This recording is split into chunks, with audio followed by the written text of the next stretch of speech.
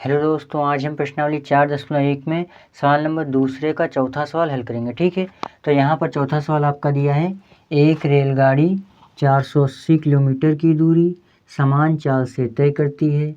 इसकी चाल 8 किलोमीटर प्रति घंटा कम होती तो वह उसी दूरी को तय करने में 3 घंटे अधिक लेती। हमें रेलगाड़ी की चाल ज्ञात करनी, ये आपका सवाल दिया है। तो यहाँ पर आप लिखेंगे सबसे पहले हल। यहाँ पर सबसे पहले हम लिख लेते हैं हल, और यहाँ पर हम मान लेंगे। ठीक है, क्या मानेंगे? यहाँ पर हम लिखेंगे माना रेलगाड़ी की चाल बराबर, माना रेलगाड़ी की चाल बराबर x किलोमीटर प्रति घंटा। ठीक है, माना रेलगाड़ी की चाल बराबर x किलोमीटर प्रति घंटा। आपकी दूरी कितनी दी? दूरी आपकी दी है 480 किलोमीटर की दूरी, ये आपका दिया हुआ है। ठीक है, तो यहाँ पर आप लिखेंगे कुल दूरी बराबर आपका दिया है कितना? 480 किलोमीटर।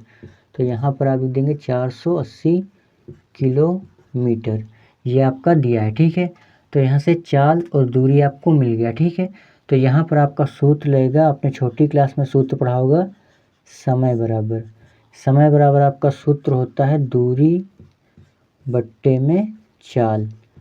यहाँ पर आपका ये सूत्र लगेगा, समय बराबर दूरी बट्टे में चाल। समय को हम लिखते हैं t से, तो यहाँ पर लिखेंगे t बराबर दूरी कितनी हमने मानी? दूरी आपकी दी है, दूरी आपका दिया 480 किलोमीटर। तो यहाँ पर आप लिख देंगे दूरी दिया है कितना? 480 किलोमीटर बट्टे चाल हमने मानी है x। ठीक है, चाल हमने मानी x, तो यहाँ पर लिख देंगे x। ठीक है, इतना आपका हो जाएगा। अब आप इसको अच्छे से पढ़िएगा क्वेश्चन को। ठीक है, एक रेलगाड़ी 480 किलोमीटर की दूरी समान चाल से तय करती है। ठीक है, यानी कि जो रेलगाड़ी है वो एक समान से वो क्या करता है? चलती है। ठीक है, उसके बाद क्या होता है?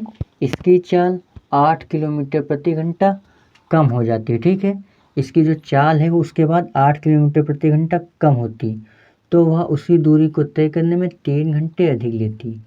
यानी कि जो इसकी चाल है 8 किलोमीटर प्रति घंटा कम हो जा रही है। ठीक है, जो पहले वो लेती थी वो 3 घंटे कम लेती होगी, अब जो कह रहा 3 घंटे अधिक ले रही। ठीक है, कह रहा 3 घंटे अधिक ले रही, यानी कि पहले वो चलती थी वो समान चाल से तय करती थी। ठीक है, पहले वो एक समान से चल रही थी, अब जो क्या है, इसकी जो चाल है 8 किलोमीटर प्रति घंटा कम हो जा रही है। ठीक है, तो यहाँ पर हम इसको मान लेंगे टाइम को t1, और यहाँ पर लिखेंगे t2 बराबर, यानी कि दूसरे समय में क्या होता है, इसकी चाल 8 किलोमीटर प्रति घंटा कम हो जा रही है। ठीक है, तो यहाँ पर लिखेंगे, कह रहा वह उसी दूरी को तय करने में 3 घंटे अधिक लेती। कह रहा उसी दूरी को, यहाँ पर आप देख सकते हैं उसी दूरी को, तो यहाँ पर उसी दूरी का मतलब क्या है? जो आपकी दूरी रहेगी वो आपकी 480 किलोमीटर ही रहेगी। ठीक है, तो यहाँ पर हम लिखेंगे 480 बटे चाल।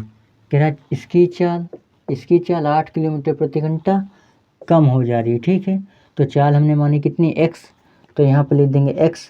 कह रहा 8 किलोमीटर प्रति घंटा कम हो जा रही है। ठीक है, तो यहाँ पर हो जाएगा x माइनस का 8। ठीक है, यहाँ पर आपका हो जाएगा x माइनस का 8, तो इसको हम मान लेंगे समीकरण फर्स्ट, और इसको हम मान लेंगे समीकरण सेकंड। ठीक है, इसको आप अच्छे से समझ लीजिएगा। ठीक है, यानी कि जो पहले वो लेती थी वो 3 घंटे कम लेती होगी, अब वो 3 घंटे अधिक ले रही। ठीक है, पहले वो 3 घंटे कम लेती होगी, अब जो ले रही वो 3 घंटे अधिक ले रही। ठीक है, तो यहाँ पर हम लिखेंगे t2 माइनस t1 बराबर 3। ठीक है, पहले वो 3 घंटे कम लेती होगी, अब वो 3 घंटे अधिक ले रही। ठीक है, तो यहाँ पर आपका हो जाएगा t2 माइनस t1 बराबर 3।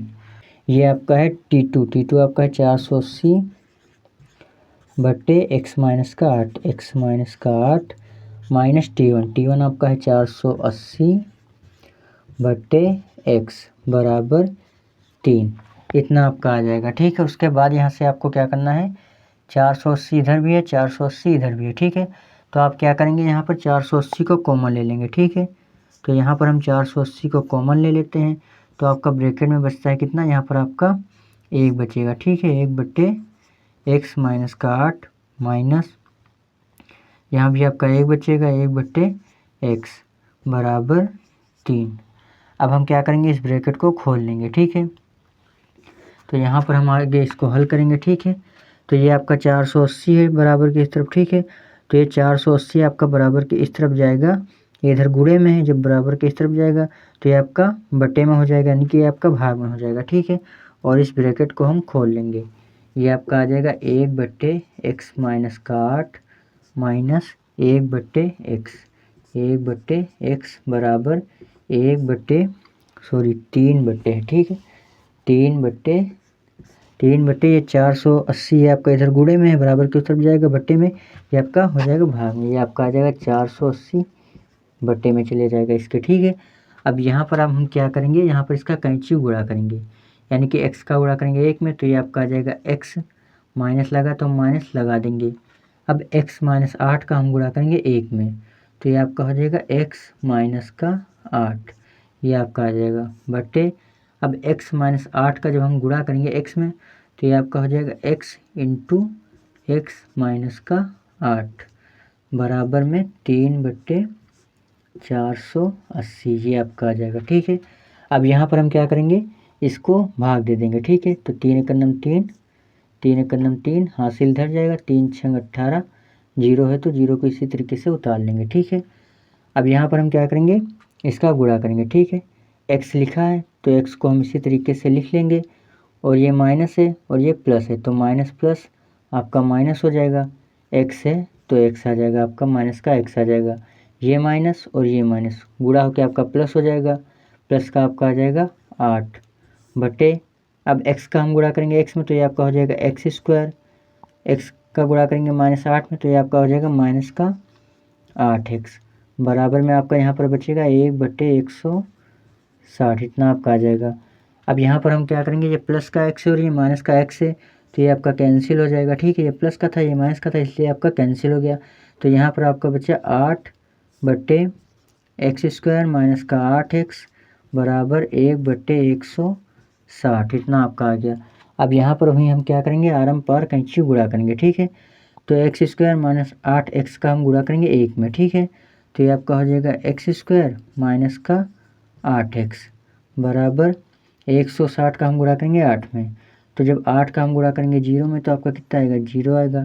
8 का गुणा करेंगे 6 में, 8 छंग 48, 48 का आएगा 8, हासिल जाएगा 4, 8 एकम 8, 8 4 12, ये आपका आ जाएगा 1280। तो यहाँ से हम लिखेंगे x स्क्वायर माइनस का कितना हो जाएगा, ये आपका 8x हो जाएगा, और ये प्लस का कितना है 1280, जब बराबर के इस तरफ आएगा ये आपका हो जाएगा माइनस का 1280 हो जाएगा, बराबर में आपका 0 बचेगा, ठीक है। इतना आपका आ जाएगा, तो आपका ये हो जाएगा x स्क्वायर माइनस का 8x माइनस का 1280 बराबर 0। तो ये आपका द्विघात समीकरण के व्यापक रूप में आ जाएगा। अगर आप चाहें तो इसका गुणनखंड करके आगे इसको हल कर सकते हैं, और आप रेलगाड़ी की चाल आसानी से ज्ञात कर सकते हैं, ठीक है। आप इसका गुणनखंड करके रेलगाड़ी की चाल आसानी से निकाल सकते हैं, लेकिन हमें इसको आगे हल नहीं करना है। सवाल में बताया गया है कि निम्न स्थितियों को द्विघात समीकरण के रूप में सिद्ध कीजिए, तो हमने द्विघात समीकरण के रूप में इसको सिद्ध कर दिया, तो यही आपका आंसर हो जाएगा। इसी को आपका आंसर कर देना, ये सवाल आपका हल हो जाएगा।